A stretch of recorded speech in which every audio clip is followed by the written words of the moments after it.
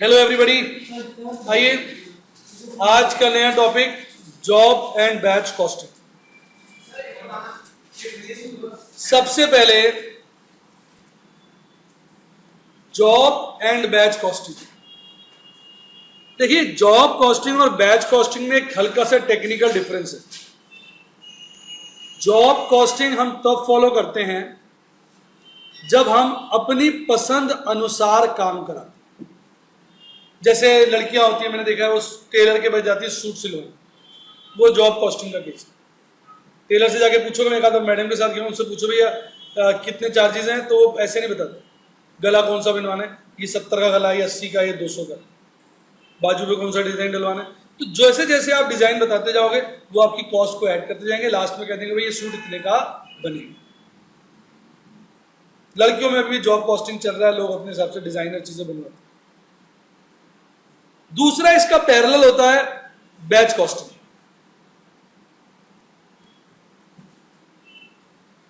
दोनों का difference clear कर लो। आजकल जैसे हम रेडीमेड पैंट लेने जाते हैं, आजकल रेडीमेड ही चलता है बॉयज में, तो वहां बैच कॉस्टिंग है। एक साइज की 40 पेंटें पड़ी हुई है। आप एक पैंट ट्राई कर लेते हो, मान लो आपको जो साइज सूट करता है 32, 34, 36, आपने पैंट चेक करी, आपने देखा हाँ फिटिंग सही है। फिर आप कलर चेंज करके कोई भी ले लो, आप नोट करोगे सबका फिटिंग सेम हो, क्योंकि वो एक लॉट में बनता है। तो बात समझ में आई? मेजॉरिटी चांसेस है कि फिटिंग सबकी क्या होगी, सेम। और भी एग्जांपल, आजकल ज्यादा चीजें बैच में जाती है। आप ब्रेड लेने जाते हो, बैच कॉस्टिंग है। ब्रेड बोलते कोई भी एक पैकेट उठा लेते हो, कभी चेक थोड़ी करते हो वजन किसका कम है किसका ज्यादा, सबका सेम होता है। हार्ड डिस्क लेने जाते हो, पैसे दिए, एक डब्बा पैक दे देता है आपको, वो अपना लेके आ जाते। ये नहीं कहते नहीं वो वाला दे दो, ये नहीं चल रहा, अच्छा लग रहा है, ऐसे थोड़ी कहते हो। टीवी लेने जाते हो, कोई भी आप एक टीवी उठा के लेते हो, आपको पता है सारा का सारा लॉट क्या होगा।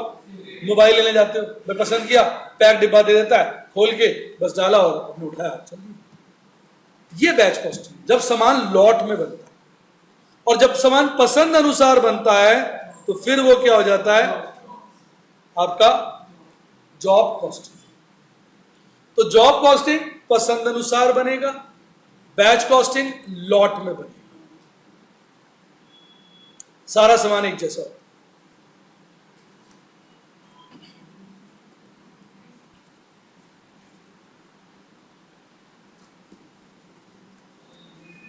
आइए बेटा, फीचर्स देखते हैं जॉब कॉस्टिंग के। इसको हम स्पेसिफिक ऑर्डर कॉस्टिंग भी कहते हैं। स्पेसिफिक ऑर्डर का मतलब होता है अपने पसंद अनुसार काम करो।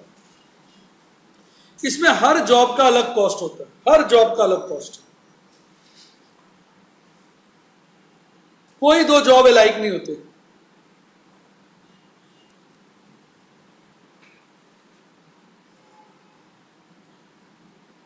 आप अपनी कपड़े का साइज लेके आते हैं, किसी और के बने हुए कपड़ों का तो साइज लेके आएंगे नहीं। जॉब्स अलग अलग है, सबका मेजरमेंट अलग है, तो कोई जॉब्स अलाइक नहीं होती। हर जॉब की अलग से कॉस्ट कैलकुलेट होगी, यानी हर जॉब की अलग कॉस्ट शीट बनेगी जिसमें मटेरियल, लेबर और ओवरहेड ऐड करके उसकी कॉस्ट निकाली जाएगी।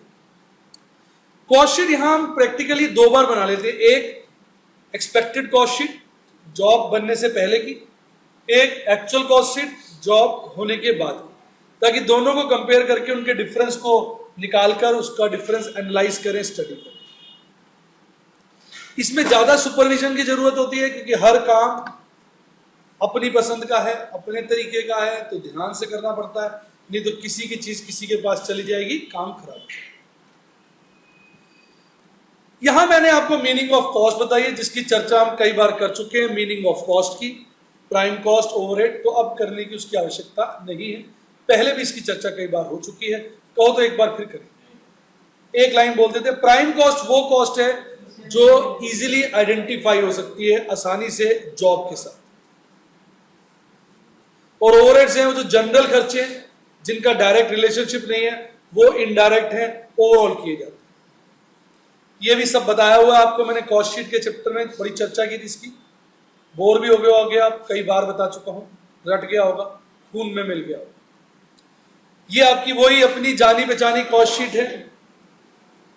मैंने कहा ना, ये चैप्टर कॉस्ट शीट का एक लॉट है, उसमें चलता है, पर इसमें नॉर्मली हम ऐसी कॉस्ट शीट नहीं बनाते। इसकी कॉस्ट शीट छोटी वाली बनाते हैं, क्योंकि जॉब के हिसाब से है ना, तो इसमें इनकम्प्लीट काम नहीं होता ना, work in progress, finish stock, वो तो जॉब के हिसाब से काम करना है। तो नॉर्मली इसमें जो कॉस्ट शीट चलेगी वो ये वाली चलेगी। और पहले भी मैंने चर्चा की हुई है कि कॉस्टिंग में जो ओवरहेड्स होते हैं वो हम किसी बेसिस पे दिखाते हैं, एक्चुअल नहीं दिखाते, किसी बेसिस पे। जैसे फैक्ट्री ओवरहेड्स है, उनको हम दिखा देते हैं percentage of direct material, percentage of direct labour, percentage of prime cost, या पर लेबर आर, या पर मशीन आर। एडमिनिस्ट्रेशन ओवरहेड के लिए हम नॉर्मली यूज करते हैं percentage of prime cost, percentage of works cost. Percentage of works cost माना जाता है ज्यादा पॉपुलर।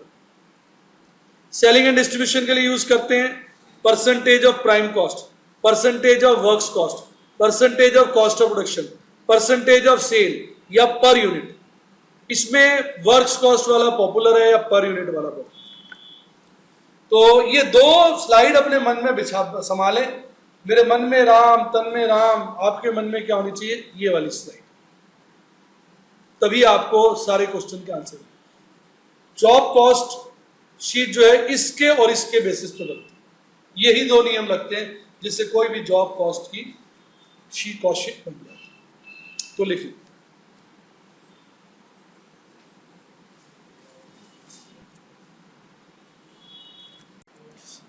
अब हम लोग ये क्वेश्चंस करेंगे प्रैक्टिस के लिए। सबसे पहले क्वेश्चन नंबर 5 निकालें। क्वेश्चन नंबर 5 में हमको पिछले साल का डेटा दिया हुआ है 1994 का, उसकी मदद से इस साल के डिटेल्स को निकालने को कह रहा है। तो बेटा पहले हम पिछले साल की कॉस्ट शीट बना लेते हैं, लास्ट ईयर, फिर देखेंगे वो क्या बोलता है। लास्ट ईयर, ये देखिए लास्ट ईयर, और ये वाली क्या हो जाएगी, करंट ईयर। ठीक है, राइट। नॉर्मल कॉस्ट शीट आपकी अपनी जानी पहचानी। 90,000 का मटेरियल लगाया गया था लास्ट ईयर, 75,000 के वेजेस लगे, प्रॉफिट 60,090 का है, नीचे आ गया। सेलिंग एंड डिस्ट्रीब्यूशन ओवरहेड 52,500 है, यहां आ गया selling and distribution overhead. Administration overhead 42,000 रुपए, यहां आ गया 42,000 रुपए। फैक्ट्री ओवरहेड 45,000 है, इसके सामने आ गया 45,000। डायरेक्ट एक्सपेंस नील मान लीजिए, 1,65,000 जमा 45, 2,10,000 जमा 52, 2,52,000, 42 कर दिया 52,000, 3,04,500 और प्रॉफिट जोड़ दिया 3,65,400। कह रहा है, देखिए ना आसान लगा होगा आपको। कह रहा है इस साल 1995 में, पिछला डिटेल 94 का था दोस्तों, वो घड़ी आ गई है जब 95 की प्लानिंग करनी है। 95 में कह रहा हमें काम करना है, उसमें मटेरियल लगेगा 1,20, ये देखिए 1,20, लेबर लगेगी 75,000, लेबर 75,000, टोटल सामान हो गया 1,95,000। कहता प्राइस बताओ इसका क्या होगा अगर हमें वही प्राइस चार्ज करना है जो प्रॉफिट परसेंटेज चाहिए जो पिछले साल मिला था। पिछले साल जरा देखिए साहब, हमारा प्रॉफिट कॉस्ट का कितना परसेंटेज था, देखिए 20%। चेक करिए, कॉस्ट का 20% है। कहता हमें वही परसेंटेज प्रॉफिट चाहिए जो पिछली बार चाहिए था। कहता एडमिनिस्ट्रेशन एक्सपेंसेस आपको जान के हैरानी होगी, एडमिनिस्ट्रेशन ओवरहेड बढ़ गए हैं 15%, बहुत कमाल की बात है। कहता फैक्ट्री ओवरहेड को आपने परसेंटेज ऑफ डायरेक्ट वेजेस देना है। इधर देखिए factory overhead, factory overhead upon direct wages into 100। Factory overhead हमारे 45,000 है, upon 75,000 into 100, 60% of direct wages. ऐसा क्यों किया है बताइए, कहाँ हुआ? जो प्रॉफिट परसेंटेज ऑफ सेल्स होता है और वही परसेंटेज ऑफ कॉस्ट होता है। अगर आप सेल्स पे निकालोगे तो ये आ जाएगा आपका 16/2/3%। तो उससे कोई फर्क नहीं पड़ता ना, कॉस्ट का 20 ले लो या सेल्स का 16/2/3 ले लो, आंसर सेम ही आएगा।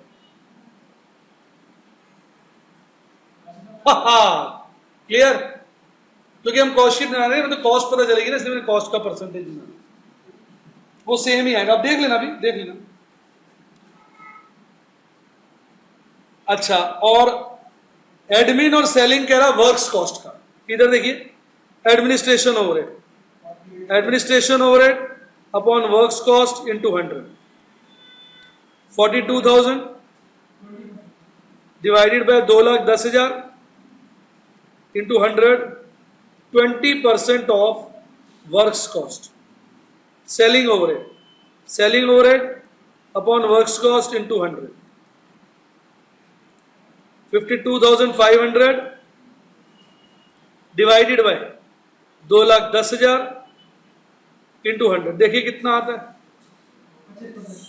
25% ऑफ वर्क्स कॉस्ट। लेकिन अब इसको आपने 15% बढ़ा देना इस बार। क्या? इसका 15% बढ़ाइए, 25 का 15% क्या होता है? और क्या?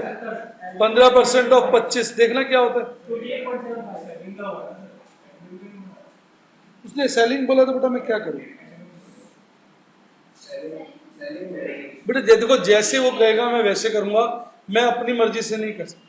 उसने कहा 15% सिर्फ सेलिंग का बढ़ा है, मैं दूसरे का नहीं बढ़ा सकता। इसका 15% बढ़ाइए, 25 का 15, 3.75 होगा, और नया क्या हो जाएगा 28.75%। क्लियर? अब बस, हाँ जी भाई, वो कह रहा है कि जो सेलिंग ओवरहेड है ना वो 15% बढ़ जाएंगे। पहले हम 25% चार्ज कर रहे हैं, मेरे बच्चे 25 का 15 निकाल, 3.75 आएगा। अब 25 थे, अब 3.75 से बढ़ गए, तो अब कितने हो जाएंगे 28.75। फिर सुन लीजिए एक बार ना, एक बार और सुनिए। जो सेलिंग एंड डिस्ट्रीब्यूशन ओवरहेड है वो 25% ऑफ वर्क्स कॉस्ट, लेकिन क्वेश्चन कह रहा है कि वो 15% बढ़ जाएंगे। तो 25 का अगर आप 15% निकालोगे तो वो 3.75 होता है, तो टोटल हो जाएगा 28.75। हमारे बीच में खूबसूरत बच्चा बैठा है जो पूछ रहा है एडमिन क्यों नहीं बढ़ाया, क्योंकि उसने कहा नहीं ये सेलिंग है। अच्छा, गलती से लिख दिया ऊपर, ठीक कह रहा बच्चा। बच्चा कह रहा है ये क्या किया है आपने ऊपर लिख के, हटा दिया उसको। कहां कहा? कहीं नहीं। राइट जी। अब फैक्ट्री ओवरहेड क्या होंगे? 60% ऑफ डायरेक्ट वेजेस निकालिए। 60% ऑफ डायरेक्ट वेजेस 45,000, कितना हो गया 2,40,000। अब ये क्या होंगे 20% ऑफ वर्क्स कॉस्ट 48,000। अब ये क्या हो जाएंगे 2,88,000, और ये हो जाएंगे 28.75% ऑफ वर्क्स कॉस्ट 82,800। 240 का निकाला है ना, जोड़िए। अबे वर्क्स कॉस्ट का निकालना है सर, मजे ले रहे हैं बच्चे, हमें डाउट हो गया था इसलिए हमने खुद ही बोल दिया। बच्चों की क्या गलती होती है? हाँ एग्जैक्ट 69,000 वर्क्स कॉस्ट का 240। बेटा ये वर्क्स कॉस्ट है, फैक्ट्री कॉस्ट का ही दूसरा नाम होता है वर्क्स कॉस्ट। 3,57,000। मेरी बात सुनिए, हमें same percentage profit on sales रखना है। वो सेल्स का 16/2/3% है, सेल्स हमें पता नहीं, आप कॉस्ट का रिलेशन बना लीजिए। कॉस्ट का 20% है तो ऑटोमेटिकली सेल्स का 16/2/3% हो जाए। तो कॉस्ट का 20% निकालिए 71,400 और जोड़ लीजिए 428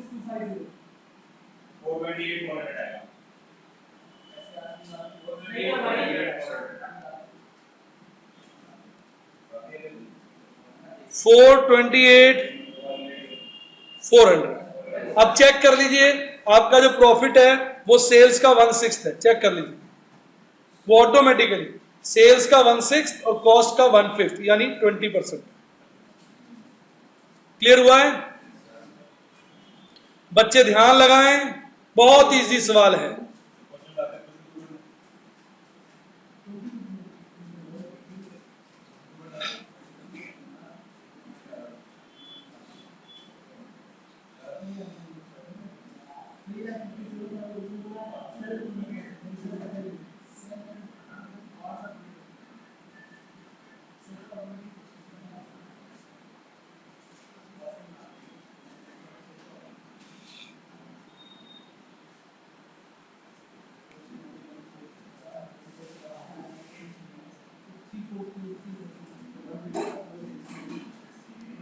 एक बार चेक कर लें, कोई डाउट तो नहीं?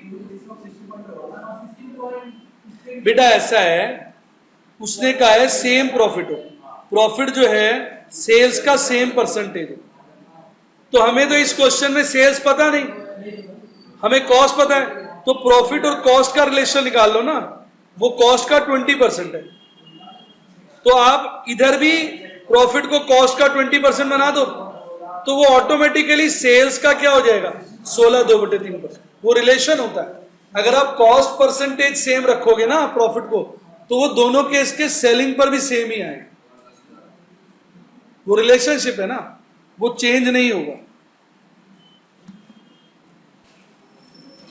आइए अब क्वेश्चन नंबर 2 की चर्चा करते हैं।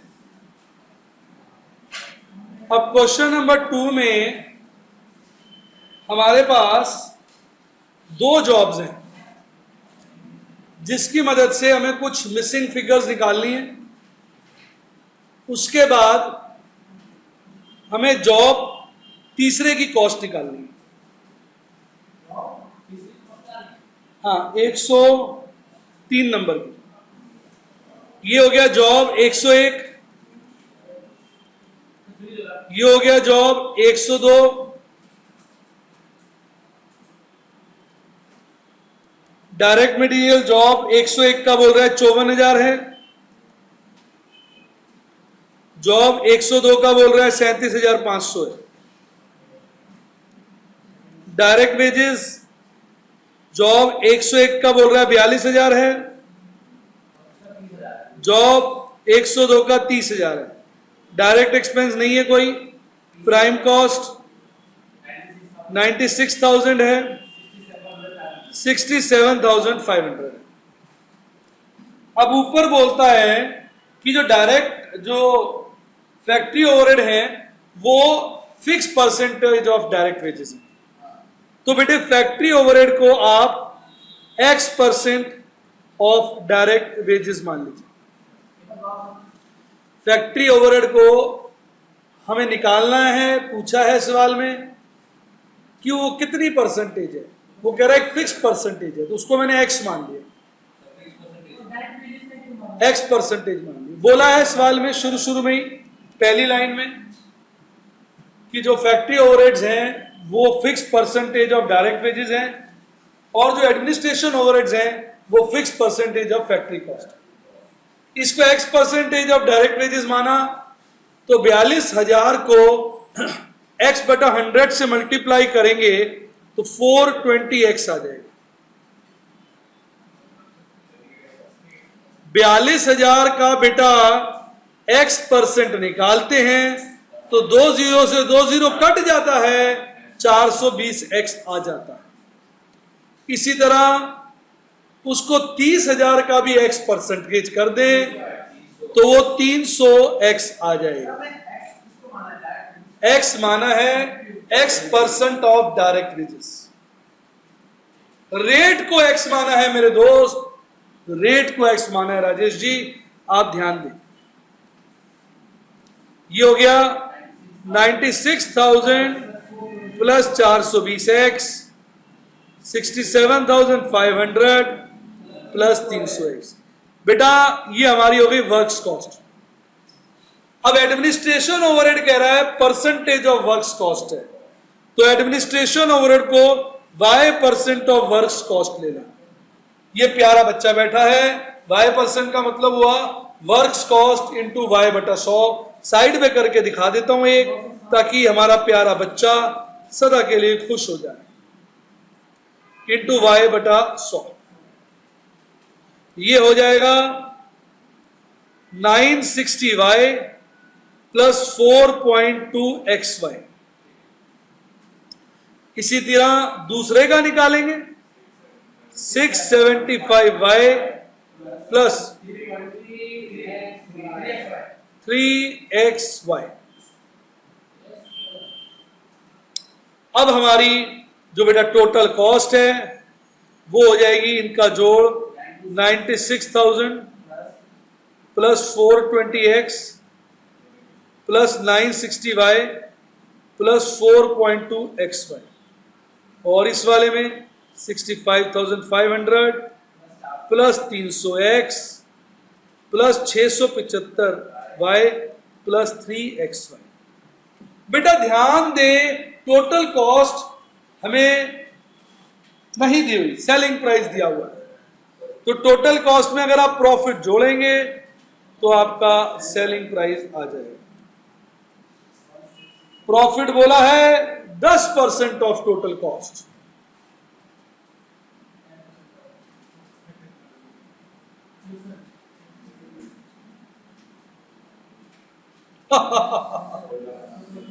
सुनिए, ये राइट वाला मिटा दो जो लिखा हुआ है, थोड़ी जगह मिल जाएगी काम करने के लिए।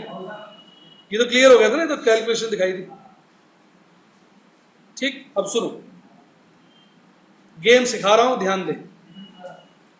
प्रॉफिट जो है, सेलिंग प्राइस कितना दिया हुआ है?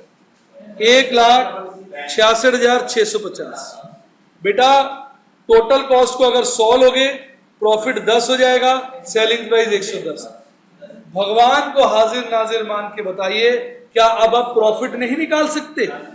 क्या वो सेलिंग प्राइस का 1/11 नहीं है? 10 बटा 110 निकालिए, कितना आएगा? 15। तो इसको इसमें से घटा दो तो आपकी टोटल कॉस्ट नहीं आ जाएगी। क्या आ जाएगी? 1,51,500।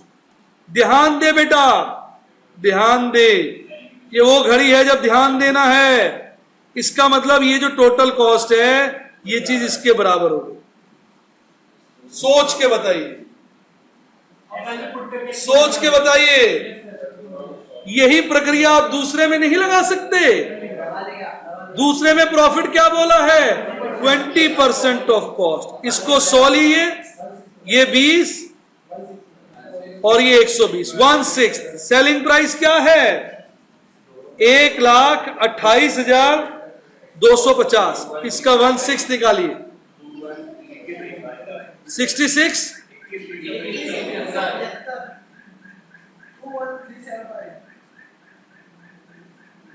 21,675, 375। अब टोटल कॉस्ट निकालें, 1,06,875। अब ध्यान दें, क्या ये चीज ये इसके बराबर नहीं हो गई? भगवान को हाजिर नाजिर जान के बताएं तो ये हुआ कि नहीं। अब आपके पास 2 इक्वेशन आ गई हैं, इनको सॉल्व करेंगे हम। पहली इक्वेशन लिखते हैं अगले पेज पे। एक 96,000 plus 420x plus 960y plus 4.2xy is equal to 1,51,500। बेटा कोई दिक्कत आ रही है? पूछ लीजिए। गुड। अगला देखिए, 67,500 प्लस 300x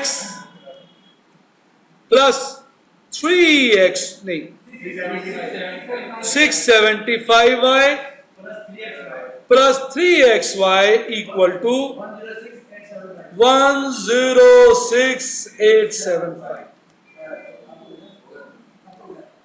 इसमें गंदी वाली फिगर एक्स वाई है, तो एक्स वाई को उड़ाना है तो अपने आप या तो एक्स उड़ जाएगा या वाई, एक चीज सॉल्व हो जाएगी। आइए पहले और सिंप्लीफाई कर लें। 420x plus 960y plus 4.2xy 96,000 वहां जाके घटा दीजिए 500। दूसरे पे आइए 300x 675y 3xy 39375। इधर देखिए, इसको मल्टीप्लाई कर दीजिए, 4.2 बनाना है ना, तो किससे करोगे 1.2 से। तो आप जब इसको 1.2 से मल्टीप्लाई करेंगे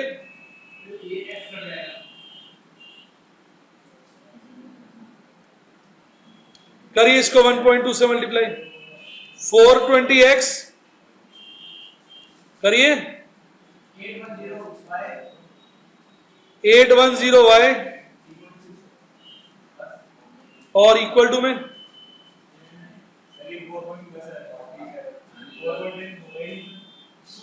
3 को 1.2 से मल्टीप्लाई करो। अबे क्या मल्टीप्लाई करा रहे यार, तो मुझे कैलकुलेटर दे दो यार, एक कैलकुलेटर दे दो। आपसे पूछता हूं तो आप जानबूझ के गलत बताते हैं कि आइए सर का गलत कराएं, बड़ा मजा आएगा, बड़ा मजा आएगा। 1.4 से मल्टीप्लाई कर बताइए।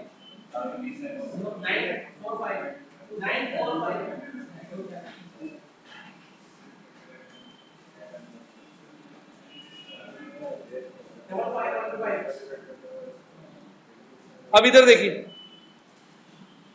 इसको इक्वेशन 1 कह दीजिए, इसको 2, तो अब 1 - 2 कर दीजिए, कट गया। 15y is equal to 375, y is equal to 375 divide by 15, 25 आ गया, 25%। अब आप कोई भी एक इक्वेशन ले लें, कौन सी बड़ी इक्वेशन अच्छी लगी आपको, फर्स्ट, इसमें वैल्यू डाल दें। 420x plus 960 into 25 plus 4.2x into 25 is equal to 55,500। तो 4.2 इंटू 25 प्लस 420 525x आ गया, इक्वल टू में 960 इंटू 25 उस साइड माइनस कर देंगे 55, 31,500। x क्या आ गया,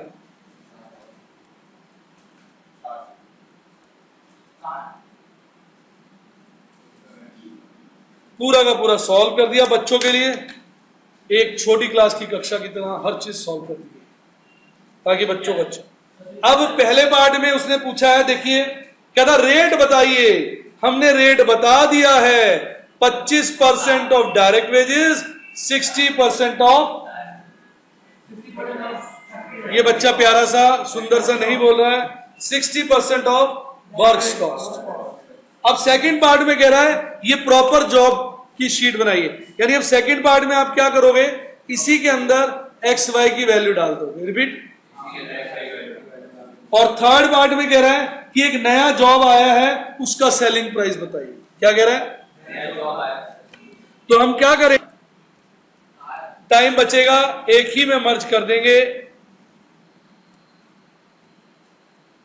आपने ये लिख लिया, ये लिखा, पहले आप ये लिख लीजिए ताकि मर्ज के लिए जगह बनाई जाए।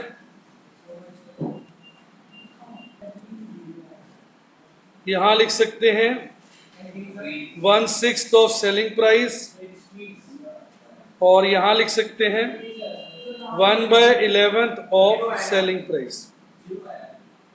मैंने प्रॉफिट लिख दिया ना भाई, कॉस्ट का जैसे जॉब 101 में कॉस्ट का 10% है तो सेलिंग प्राइस का 1/11 हो गया, और जॉब 102 में कॉस्ट का 20% है तो सेलिंग प्राइस का 1/6 हो गया।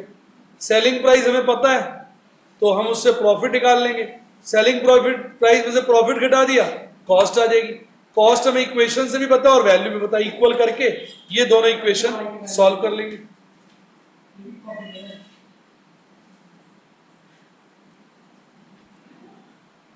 अब पार्ट 2 में 101 जॉब शीट को ढंग से बनाना है और 102 को, और थर्ड वाले में 103 का बना के देना। तो आप कंबाइन कर लो, ये हो गया पार्ट 2 और ये हो गया part 3। Direct material 54,000, 37,500, 24,000। Direct labour 42,000, 30,000 और नीचे 103 में 20,000। Prime cost 96, 67,500, 44,000। Factory overhead 60% of direct wages, यही थे ना। एक्स नीचे देखिए 60% है, गलत कह रहे हैं आप। 60%, 25 दूसरा है, 60% निकालेंगे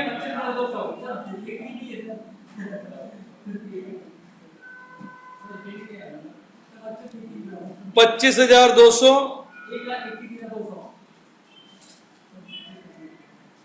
18,000, 12,000।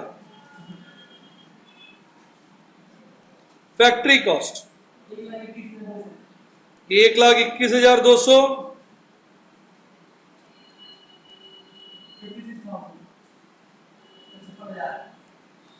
एडमिनिस्ट्रेशन ये है बेटा 25% ऑफ वर्क्स कॉस्ट।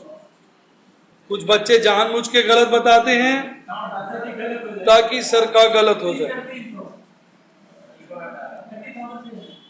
वो जान के मजे ले रहे हैं।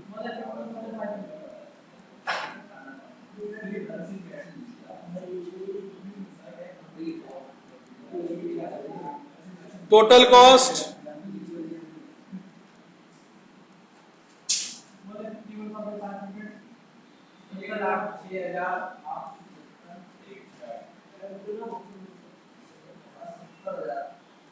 अब इधर देखिए, प्रॉफिट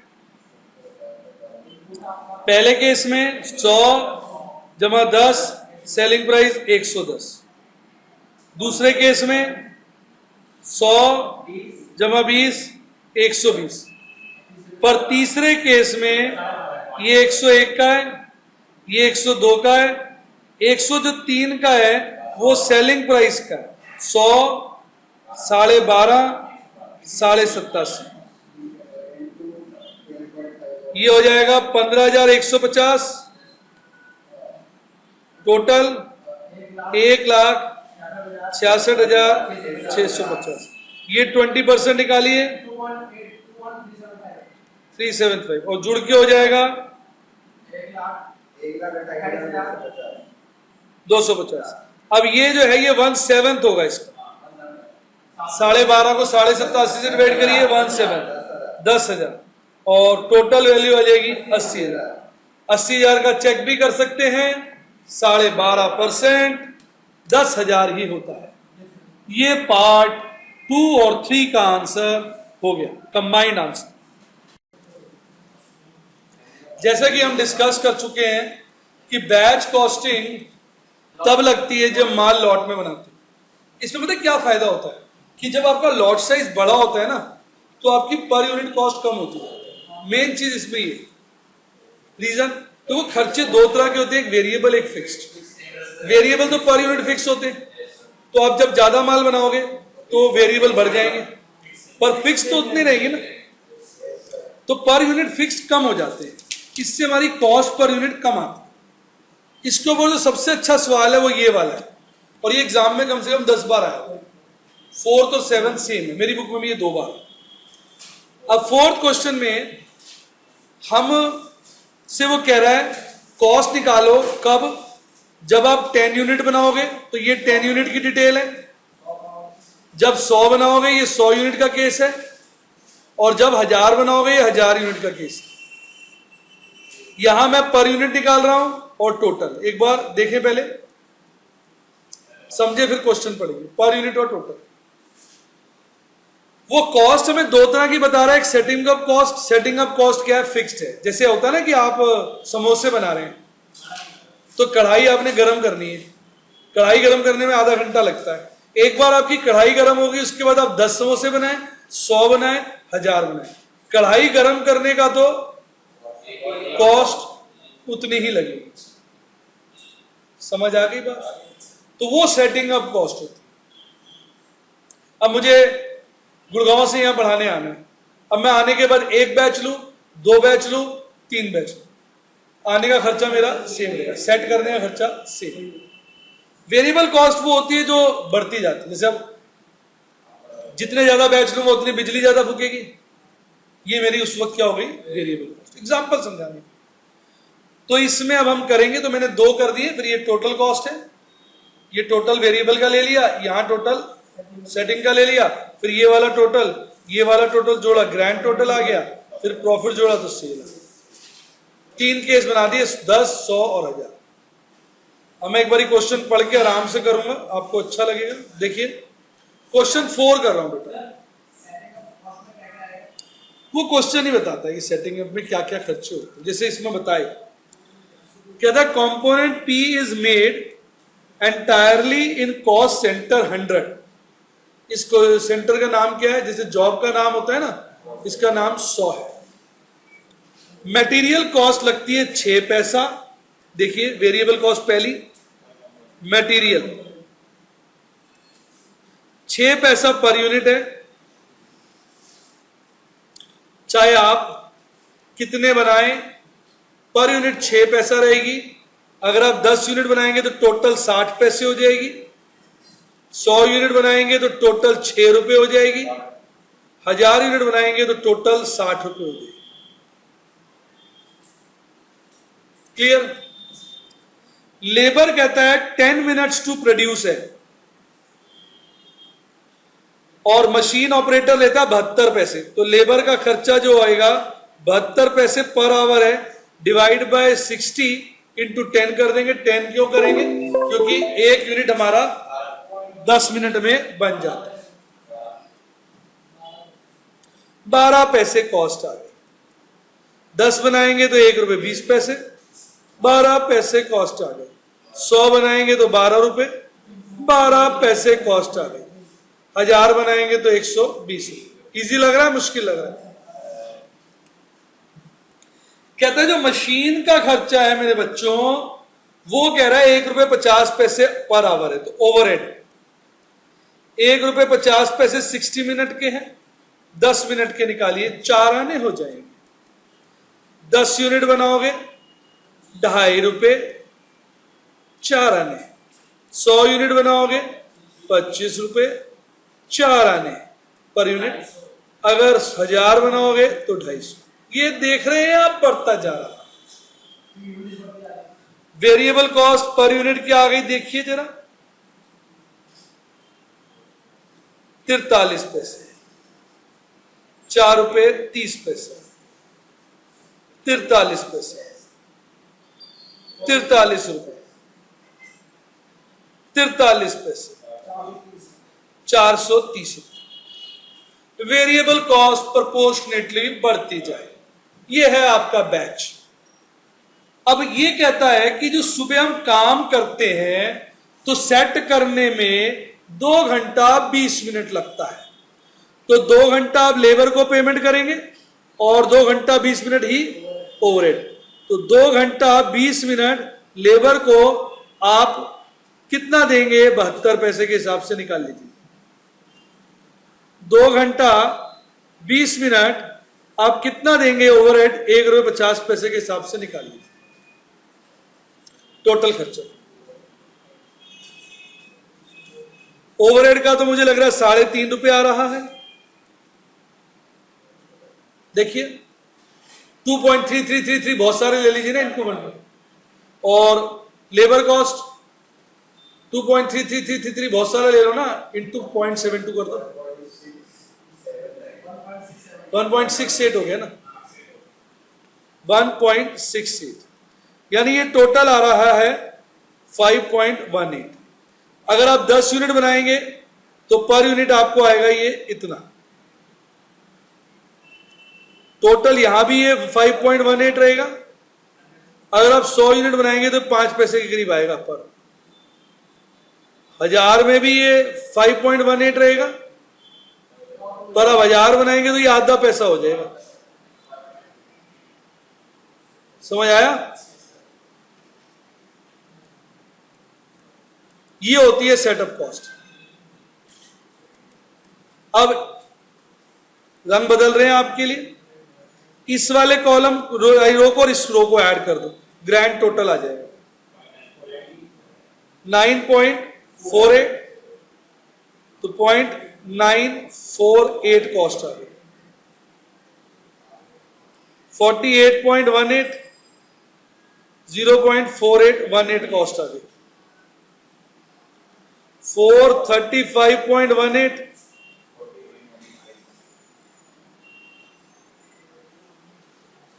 ये कितनी आ गई? 180। अब समझिए मेरी बात को, बड़ा अच्छा प्रैक्टिकल एग्जांपल दे रहा हूं। जब सैमसंग वाले कोई नया मोबाइल लॉन्च करते हैं, जैसे अभी S4 करेंगे, शुरू में वो कम यूनिट बनाते हैं। क्यों? क्योंकि वो डरते हैं, कहते कहीं उसमें बग निकल आया, कोई एरर हो तो सारे मोबाइल चेंज करने पड़ जाए। पर उनकी सेटअप कॉस्ट तो हाई है, तो शुरू में वही मोबाइल वो 40 का बेच जाते हैं। जब मार्केट से फीडबैक आता है ओके सब ठीक है, अगला लॉट थोड़ा बढ़ा देते हैं, रेट गिरा देते हैं। सामने आप जब 10 बनाए तो एक यूनिट पड़ा 95 पैसे का, जब 100 बनाए तो एक यूनिट 48 पैसा। 95 से 48 पैसा आधा हो गया। तभी तो शुरू में झटके से मोबाइल का रेट गिरता है, जब बंदे कहते हैं ओ यार मैंने 40 का लिया था अब 30 का मिल रहा है, लुट गया। ये रीजन है उसका, क्योंकि जब वो लॉट साइज बढ़ाते हैं उनकी सेटअप कॉस्ट क्या रहती है? सेम। इसलिए तो आजकल के जमाने में लोग क्या करते जा रहे, बैच साइज बड़ा करते जा रहे ताकि कॉस्ट कम आए। मैन्युफैक्चरिंग में ये बड़ा इंपॉर्टेंस रखता है।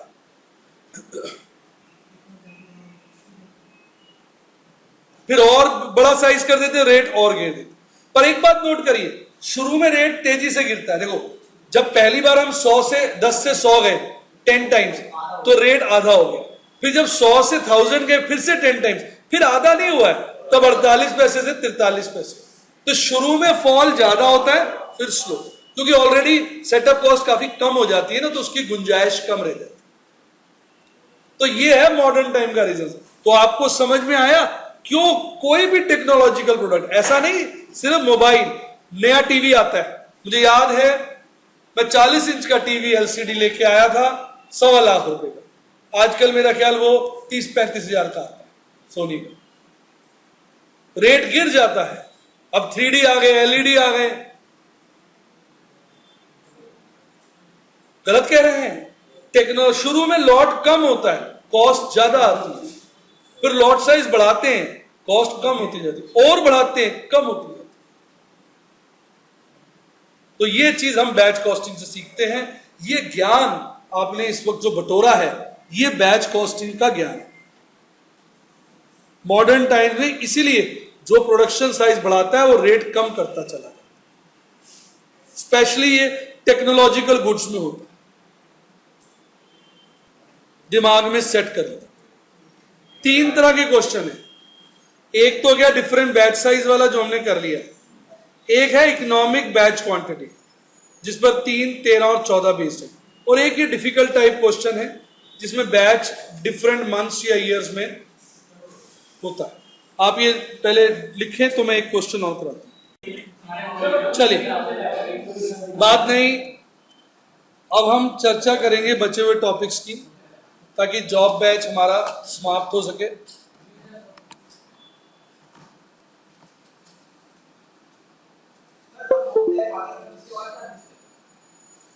पहली चीज डिस्कस करेंगे इकोनॉमिक बैच क्वांटिटी। देखो, बैच के अंदर दो बातें होती है, जरा समझना है। आप इस चीज को मानेंगे कि सेटअप कॉस्ट तो सेम ही रहती है।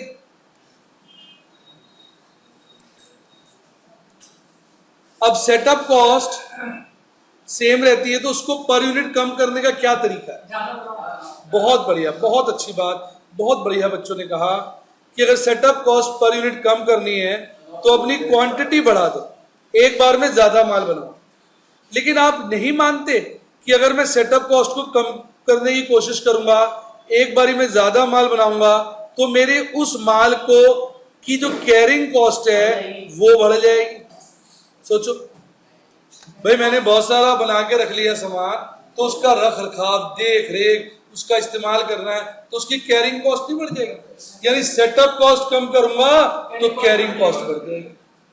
और कैरिंग कॉस्ट कम करना चाहता हूं तो एट ए टाइम कम बनाओ। कैरिंग कॉस्ट कम करूंगा, सेटअप कॉस्ट बढ़ जाएगी। सेटअप कॉस्ट कम करूंगा, कैरिंग कॉस्ट बढ़ जाएगी। कैरिंग कॉस्ट कम करूंगा, सेटअप बढ़ जाएगी। अब ये दोनों ऑपोजिट चल रही है।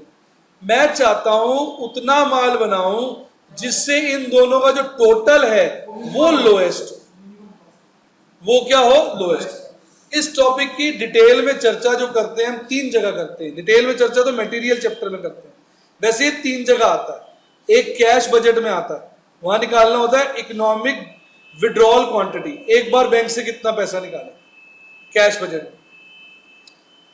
ठीक, ये आता है एफएम में।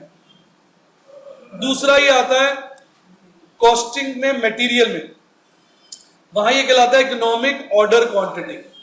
और तीसरा आता है बैच में, यहां कहलाता है इकोनॉमिक बैच क्वांटिटी। तो यहां ज्यादा डिटेल में नहीं जाएंगे, हम बेसिकली ये सीखेंगे कि अब ऑब्जेक्टिव, पहली बात तो सीखी, 2 तरह की कॉस्ट इन्वॉल्व है, एक सेटअप और एक कैरिंग। ये ऑपोजिट है। सेटअप कम करेंगे, ज्यादा माल बना के रखेंगे तो साल की कैरिंग कॉस्ट बढ़ जाएगी।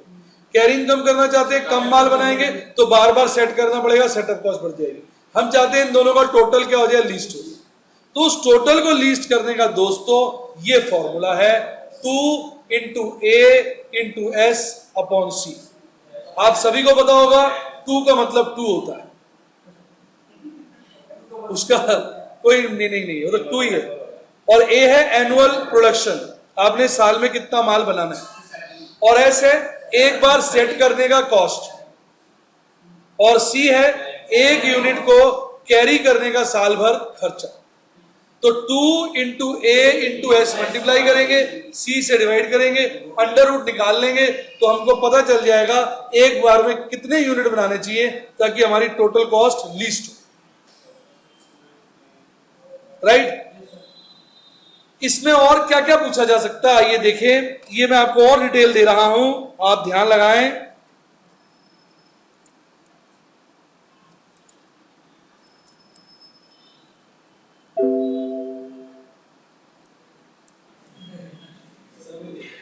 आइए फॉर्मूला भी ड्राइव करके दिखाता हूं। पहले समझिए कैरिंग कॉस्ट क्या होती है। कैरिंग कॉस्ट होती है average inventory into carrying cost per unit per annum. Average inventory होती है opening plus closing divide by 2। तो शुरू में आप क्यू यूनिट्स बना के रखोगे, एंड में जब वो 0 हो जाएंगे तो नए क्यू बना लोगे, तो आपका एवरेज क्या हो गया, Q/2। तो एवरेज कॉस्ट क्या होती है, opening plus closing divide by 2। ध्यान से सुने, शुरू में क्यू यूनिट्स बना के रख लेंगे, जब वो 0 हो जाएंगे तो नए क्यू बना लेंगे। तो ओपनिंग तो क्यू हो गया, क्लोजिंग 0 हो गया, एवरेज हो गया Q/2 into carrying cost per unit per annum, उसको आपने C मान लिया। अब सेटअप कॉस्ट क्या होती है, सेटअप कॉस्ट क्या होती है, कैरिंग तो पता चल गई, सेटअप होती है number of setups into cost per setup. Cost per setup को S मान लिया। अब नंबर ऑफ सेटअप होता है कितनी बार सेट करेंगे। एग्जांपल बड़ा सिंपल बनाता हूं, हमने 100 समोसे बनाने, और एक बार में 10 समोसे बनाते हैं या 20 बनाते हैं एक बार में, तो कढ़ाई कितनी बार चलाएंगे? देखो आपने कितने आसानी से निकाला, 100 डिवाइडेड बाय 20। तो ए हो गया जो हमें एनुअल डिमांड है, और क्यू हो गया एक बार में आप कितने यूनिट्स बनाओगे। तो आप अपना काम कितनी बार सेट करोगे? ए बाय क्यू। अब मेरे बच्चों, ये दोनों जो ऑपोजिट्स चलती हैं, कौन कौन सी कॉस्ट? सेटअप और कैरिंग। इनका टोटल तब लोएस्ट होता है जब ये बराबर होती है, जब ये बराबर होती है। तो कैरिंग कॉस्ट क्या होती है अभी बताया? Q by 2 into C. Setup cost क्या होती है? A by Q into S. अब क्रॉस मल्टीप्लाई कर दीजिए, Q square is equal to 2 into A into S upon C. तो क्यू क्या हो जाएगा? Under root 2 into A into S upon C. तो देखिए, आपके लिए एक बार ये डिराइव करके दिखा दिया कि ये फॉर्मूला कैसे आया। अब एग्जामिनर जो है हमसे कुछ चीजें पूछ सकता है। एक, एवरेज इन्वेंट्री क्या है? तो वो होगा क्यू बाय 2, लिखा हुआ बोर्ड पे। नंबर ऑफ सेटअप्स क्या है? वो होगा A by Q. Setup cost क्या है? A by Q into S. Carrying cost क्या है? Q by 2 into C. तो हमसे क्या क्या पूछ सकता है? क्यू की वैल्यू फॉर्मूले से निकाल लेंगे, number of setup A by Q, average inventory Q by 2, total carrying cost, total setup cost, दोनों का जो। अब राजे हर चीज निकाल सकते हो, कोई प्रॉब्लम नहीं। तो ये रहा इसका फॉर्मूला, और यहां इसको मैंने किया डिराइव, ताकि आपको कोई परेशानी ना आए।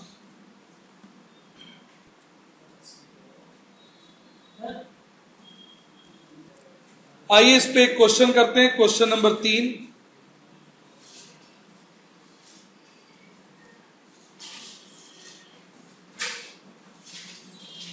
क्वेश्चन 3 कहता है एक मैन्युफैक्चरर को 1 लाख यूनिट बनाने 1 साल में। तो ए क्या हो गया? 1 लाख। जो सेटअप कॉस्ट है वो 500 रुपए है, एस क्या हो गया? 500। जो प्राइस है प्रोडक्ट का 40 रुपए है, और 1 यूनिट को कैरी करने का खर्चा 10% पर एनम है। तो कैरिंग कॉस्ट 40 रुपए प्रोडक्ट है, उसको 10% कैरिंग कॉस्ट है, 4 रुपए हो गया। पूछ रहा है कि इकोनॉमिक बैच क्वांटिटी बताइए। वो हो जाएगा 2 into A into S upon सी का अंडर रूट, यानी 2 इंटू 1 लाख इंटू 500 अपॉन 4 का अंडर रूट, 5000 यूनिट्स।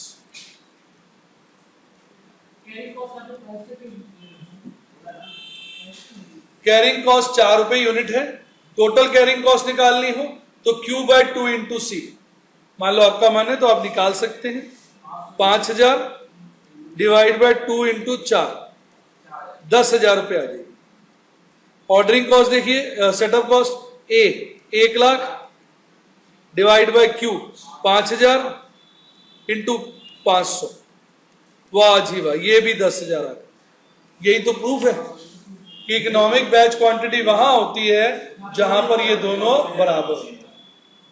अब कोई बोलता है एवरेज इन्वेंट्री क्या, तो वो 2500 हो जाए। कैसे?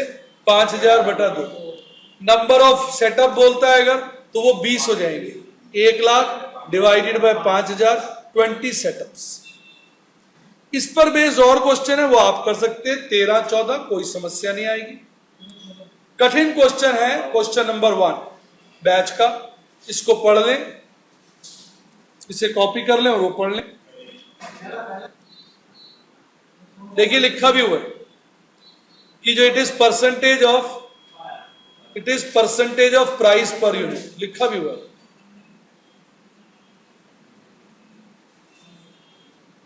अब क्वेश्चन नंबर 1 करेंगे।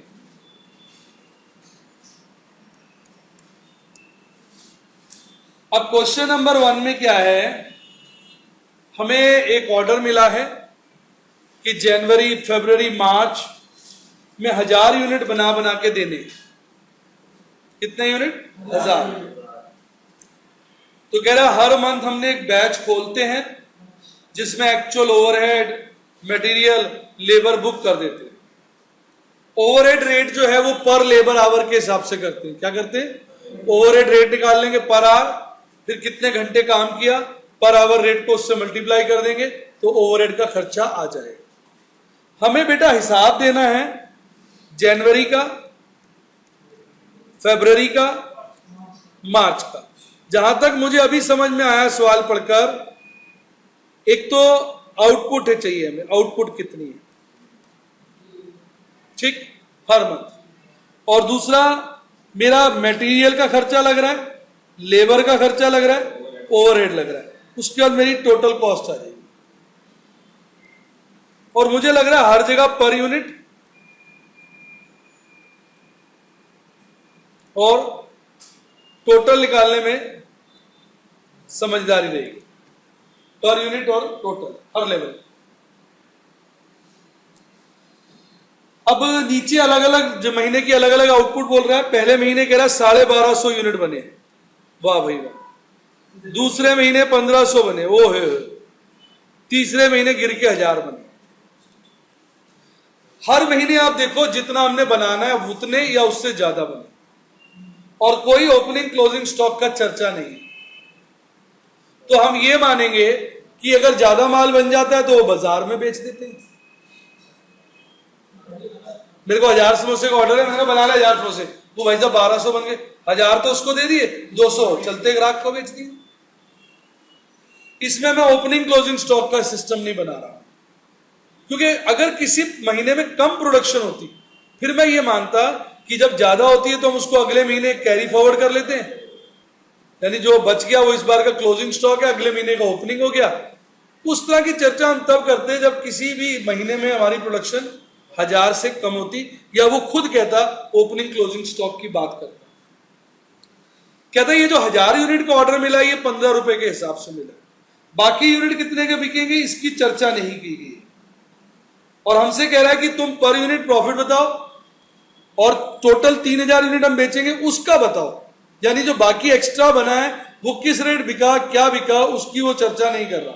वो कह रहा है तुम्हें 1000 का ऑर्डर मिला, पढ़ के देखो ना, from the following data present the cost and profit per unit of each batch order and the overall profit of 3000 units. तो मैं ऊपर क्या करूंगा, पहले पर यूनिट का हिसाब निकाल लूंगा कॉस्ट, और फिर नीचे मजे से वो 3000 यूनिट्स की बात करूंगा जिसका मुझको ऑर्डर मिला। पूरा समझने के लिए आप अगर 10 मिनट वेट करेंगे तो मजेदार समझ में आएगा, बीच में टोकेंगे तो नहीं आएगा, इसलिए 5-7 मिनट रुक चाहिए।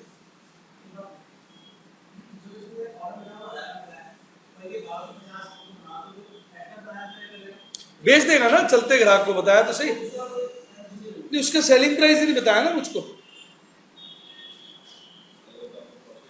अच्छा, पहले महीने मटेरियल लगा है 6250 का, दूसरे महीने लगा है 9000 का, और तीसरे महीने लगा है 5000 का। पहले महीने लेबर का खर्चा आया 2500, दूसरे महीने 3000 और तीसरे महीने 2000। ओवरहेड हमें निकालने पड़ेंगे एट द रेट ऑफ जो भी रेट आएगा, और लेबर को उसने बताया नीचे हम 2 रुपए के हिसाब से दे रहे हैं, लेबर का है ना वो। तो अब मेरी 2 प्रॉब्लम है, पहले तो मैं रेट निकाल लूं, तो मैं यहां निकाल रहा हूं डिटर्मिनेशन ऑफ ओवरहेड रेट, बड़ा इजी है वो। तो नीचे दे रखे हैं टोटल ओवरहेड्स हर महीने के 12000, 9000, 15000। टोटल आवर्स भी दे रखे हैं पूरी ऑर्गेनाइजेशन के 4000, 4500, 5000। अब रेट निकाले, रेट तो ए ले लो, बी ले लो, ए डिवाइडेड बाय बी, आहा 3 रुपए, ओहो 2 रुपए, वाह वाह 3 रुपए बराबर। अब मुझे यह पता चल जाए कि हर महीने हमने कितने घंटे इस जॉब के लिए काम किया है, तो मैं उसको इन रेट से मल्टीप्लाई कर दूंगा। वो भी मैं निकाल सकता हूं, पूछो कैसे, क्योंकि मुझे लेबर कॉस्ट दे रखी है 2 रुपए घंटा, इसको मैं सी कह देता हूं। तो जो लेबर आर फॉर जॉब होगा वो हो जाएगा सी डिवाइडेड बाय 2। नहीं समझे बेटा, 2,500 रुपए का पेमेंट किया है, 1 घंटे का 2 रुपया होता है, तो इसका मतलब 1250 घंटे काम हुआ होगा ना। हमारे बीच एक खूबसूरत बच्चा बैठा है निक्कर में, ये कंफ्यूज हो रहा है। बताइए कैसे आया 2,500 1250?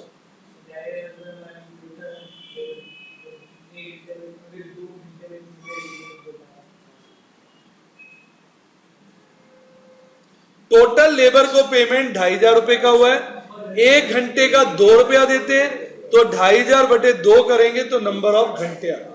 थोड़ा मिक्स वर्ड यूज किया था, बाकी मैं आपकी भावना को समझ गया, आप बता ठीक है। अब अगले का बता दीजिए तो हमें बड़ा अच्छा लगेगा बेटा। वेरी नाइस बॉय, 1500, बहुत ठीक। अगले का आप बताइए आदित्य। हाँ जी,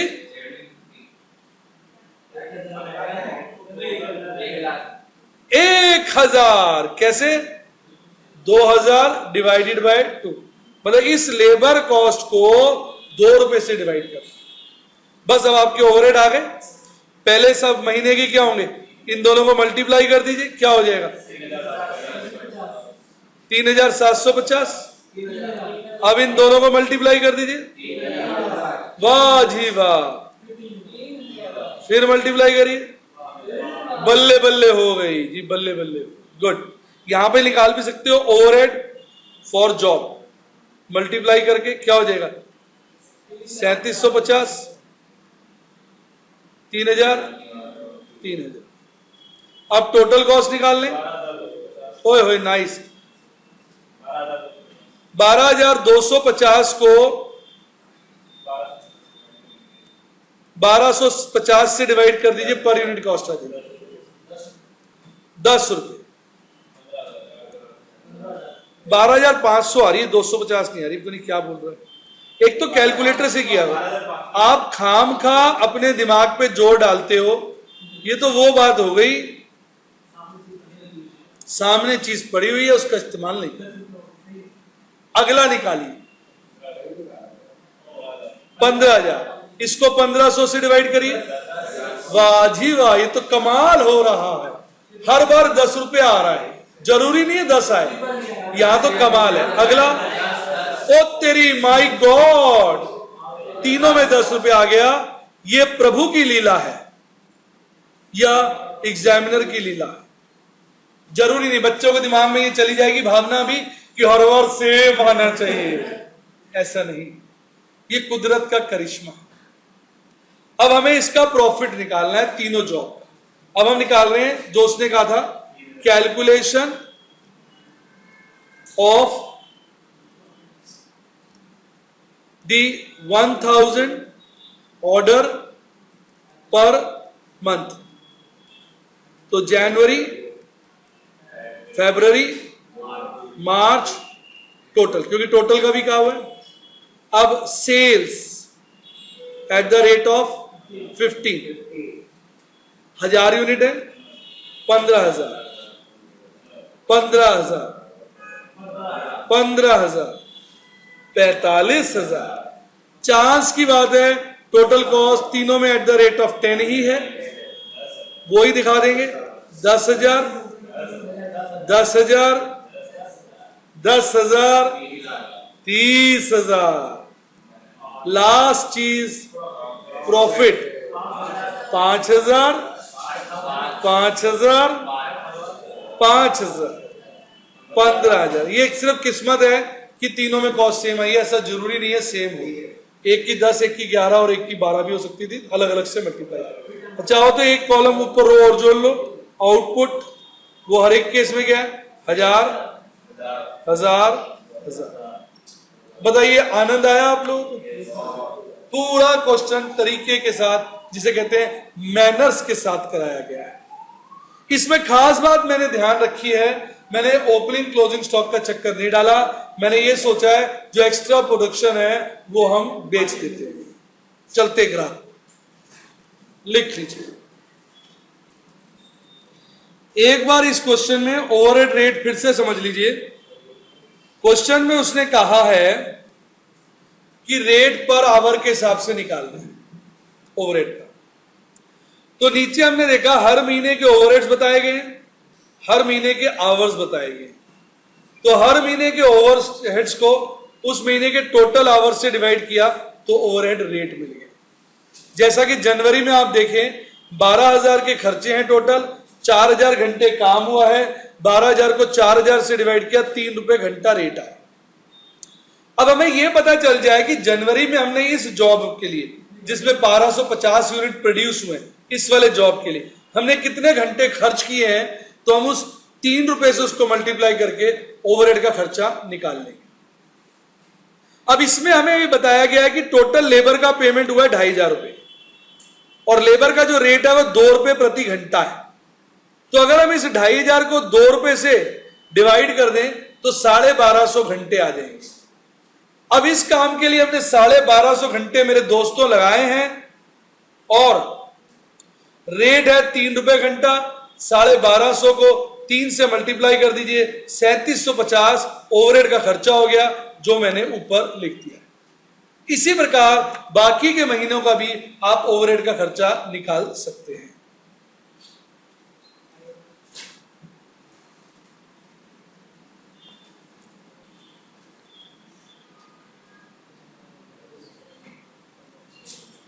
अब एक और खतरनाक क्वेश्चन मेरे दोस्तों, क्वेश्चन नंबर 12 जो है बहुत खतरनाक क्वेश्चन है। इसमें नहीं मैं बताऊंगा, ये एक्चुअली कुछ क्वेश्चन राजे मुझे देखा है बच्चों को दिक्कत आती है इसलिए मैं खुद बता। अब इस क्वेश्चन में वो कह रहा है पहली लाइन में 200 यूनिट पर मंथ का ऑर्डर मिला है 6 महीने के लिए। ओहो, नीचे आउटपुट देखिए, पहले महीने ज्यादा है, दूसरे महीने बराबर है, तीसरे महीने ज्यादा है, चौथे महीने कम है। इसका मतलब यह ओपनिंग क्लोजिंग स्टॉक वाला चक्कर चलाना पड़ेगा दोस्तों, मेरे दोस्तों, इसलिए कि अगर वो चक्कर नहीं चलाया तो हमारा चक्कर हो जाएगा। नहीं तो हम अप्रैल में बेचेंगे कैसे 200 यूनिट? पुराना माल होगा तो अभी तो बेचेंगे मित्र। अब देखिए कॉस्ट क्या क्या है। ऊपर यहां भी वो कह रहा है कि ओवरहेड रेट पर आवर लगेगा और उसकी डिटेल नीचे दी हुई है। तो आइए पहले पर आवर रेट ही निकाल लें। देखिए जनवरी, फरवरी, मार्च, अप्रैल, मई, जून, मैं 4 महीने का करूंगा, 2 महीने का छोड़ दूंगा। उसी पैटर्न पे 2 महीने का आप कंप्लीट कर लेंगे। टोटल ओवरहेड्स अब लिखे नहीं, मन ही मन में अगर आपको समझ आ गया है तो रिवीजन करते रहें कि आपको आ रहा है कि नहीं। ठीक, टोटल ओवरहेड्स जनवरी के 12,000, 10,500 फरवरी के, 12,000 मार्च के और 10,580 अप्रैल के। बाकी 2 महीने मैं छोड़ रहा हूं, वो आप करेंगे, आपको तरीका आ गया हैगा। आवर्स 4800, 80 ही लिखा है बेटा, 1 0 दूसरे के ऊपर बैठ गया था इसलिए आपको 0 लग रहा था, बगल में आ गया। आवर्स 4,800, 4,400, 5,000, 6,000 डिवाइड करके रेट निकालें। ओवरहेड रेट ए इसको कह लीजिए, बी इसको कह लीजिए, ए डिवाइड बाय बी। लास्ट वाला 6,000 नहीं है, ये हमारे बीच राजेश बैठा है, ये जबरदस्ती गलत कराना चाहता है। अभी इसने बोला नहीं तब गलत हो गया, बोल देता तो क्या होता। सिर्फ इसने मन में सोचा और गलत हो रहा है। चलिए पहला रेट आ रहा है दोस्तों 2 रुपए 50 पैसे डिवाइड करके 2 रुपए 40 पैसे, फिर 2 रुपए 40 पैसे, 2 रुपए 30 पैसे। मन से बताइए मजा आ रहा है कि नहीं आ रहा? अभी पिछले क्वेश्चन में हमने हर जॉब के आवर्स निकाले थे, पर यहां दिए हुए आवर्स देखिए, आवर्स फॉर जॉब दिए हुए ऊपर देखिए, पहले महीने के 240, दूसरे महीने के 280, तीसरे के भी 280, चौथे के 270। अब आप इसको क्या कह लें, इसको यहां लिख दूं मैं सी और इसको D, overhead for job C multiplied by D, 600, 672, फिर 672, 621। बच्चे खुद जवाब दे रहे हैं, इसका मतलब बच्चों को समझ आ रहा है। अब हमने जॉब का हिसाब बनाना है, जनवरी, फरवरी, मार्च, अप्रैल, मई, जून, per unit total, per unit यहां ठीक नहीं रहेगा, पूछिए क्यों?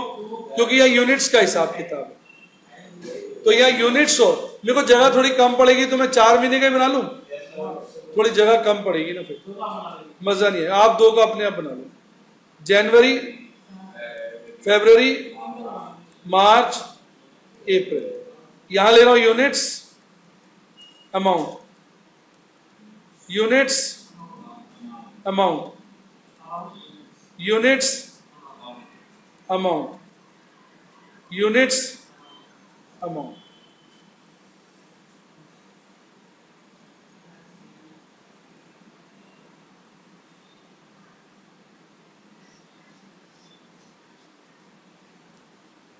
कॉस्ट आप देखिए 3 ही आ रही है, ऊपर से देखिए, material, wages, overhead, total cost आ जाएगी।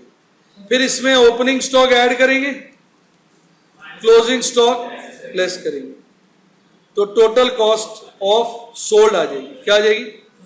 सोल्ड। ध्यान दीजिए, और फिर हम नीचे सेल्स लिख लेंगे और बैलेंस बीच में क्या आ जाएगा? प्रॉफिट। प्रॉपर कॉस्ट शीट बना, मजा आया? पहला करके दिखा रहा हूं।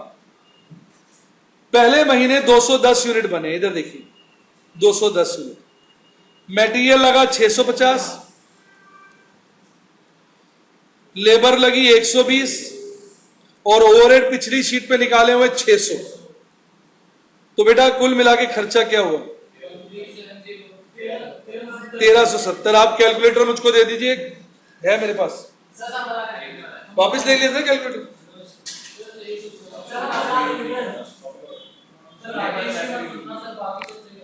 नहीं, मैं कर रहा हूं।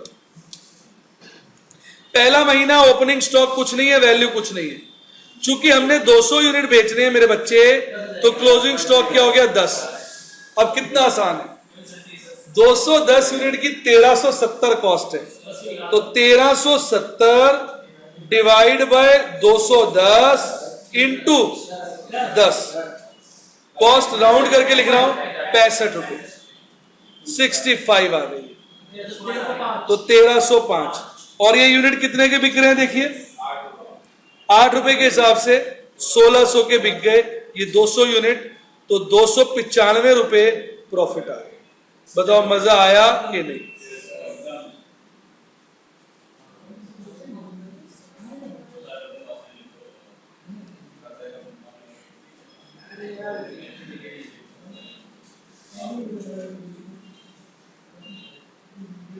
हाँ जी, पहला महीना क्लियर? मजाक नहीं, सीरियसली बताइए, श्योर? अगला महीना 640 का मटेरियल, 140 की लेबर, ओवरहेड यहां निकाला हुआ है 672,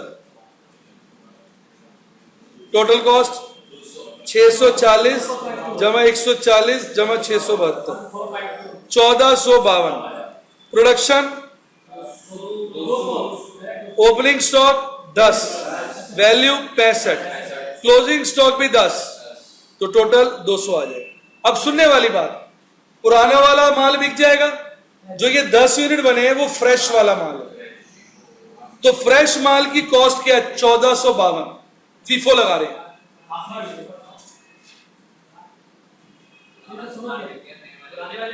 पुराना तो बिक गया पहले, हमारा पहले ये बिका होगा 10, फिर 190 यहां से बिका होगा, तो 10 तो इसी में से बचा है ना, फीफो लगाते हैं, फर्स्ट इन फर्स्ट आउट। तो वो 10 की कॉस्ट कैसे आएगी? 1452 डिवाइड बाय 200 इंटू में 10, 73 रुपीज। तो टोटल कॉस्ट क्या आई? 1452 प्लस 65 माइनस 73, 1444। और ये 200 यूनिट 1600 के बिक गए, 156। आपको नहीं लगता बाकी आप कर सकते हैं इसी तरीके से? कोई मुश्किल चीज है? सिंपल है। बस जो क्लोजिंग स्टॉक की वैल्यू निकालनी है वो टोटल कॉस्ट वाले से निकालनी है। किससे निकालनी है? इस टोटल कॉस्ट से, बस फीफो की वजह से। लगा आप कर सकते हैं? ऐसा करते हैं, इसको मैं फ्रीज कर देता हूं, आप इसे कॉपी करिए, अपने आप करिए, मैं अपना निकाल देता हूं मार्च का, मैच करिएगा आपका ठीक हुआ कि नहीं। ओवरहेड का देख लीजिए।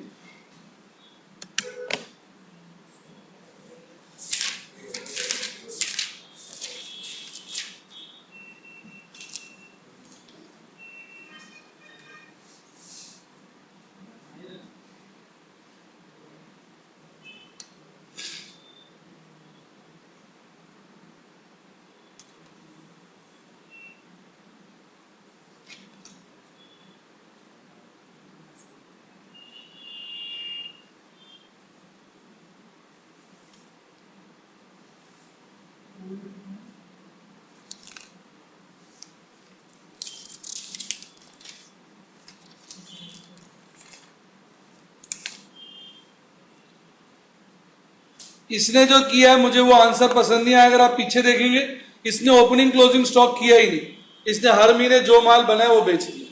किस भाव? 8 रुपए के भाव। ऐसे थोड़ी होता है। जब ऑर्डर हर महीने का 200 मिला है, तुमने दूध वाले को कहा कि रोज 2 लीटर दूध दे जा, वो कह रहा भाई साहब आज गाय ने गऊ ने ज्यादा दूध दे दिया है, आप 2.5 लीटर ले लीजिए, तो आप ले लोगे? कह रहा हाँ, और मान लो 25 दे दिया किसी दिन, तो दूध से नहाओगे क्या? कॉमन सेंस लगाओ। मैंने आंसर जान के पीछे दिया हुआ है अपनी बुक में, जो मैंने किसी जगह से लिया है वो अच्छा आंसर नहीं है, अच्छा आंसर बोर्ड पे आ गया और आपको क्लैरिटी भी होगी, लॉजिक भी समझ में आ गया। जो ऑर्डर है उसी की तो पूर्ति करेंगे।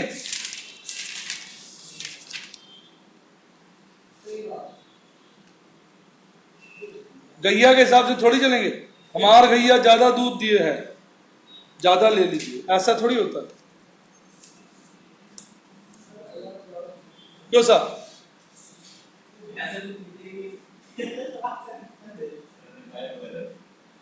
क्या कह रहे हैं?